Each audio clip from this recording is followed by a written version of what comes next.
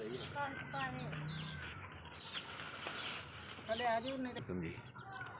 मेरी बीवी है जी, इन बीमार है, शुगर है तो जी वो 10 बच्चे से मैं ब्याह छड़े ने जी, मजदूरी करके जी, मजदूरी करके ते अपने बच्चे ब्याह दिते ने, अपने सिरों भारा ला दिता जी। आपो अपने वखरे वखरे ने, आपो अपने बच्चे पालते ने, सानू कोई नहीं पुछदा।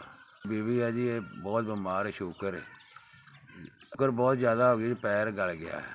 तिना 4 डॉक्टर ने दवाई ली है जी, आंदे ने हस्पताल लैके जाओ जी। वो बच्चों को कोई पैसा नहीं देन डे, आंदे ने देंदे जी लेने कोई पैसा नहीं देता। बीबी ने जी अच्छे तरीके हस्पताल खड़ना बहुत माड़ा होना, मोटरसाइकिल तो नहीं जा सकती, ये वास्ते रिक्शा भी कराना पैना, हस्पताल लेके जाना जी।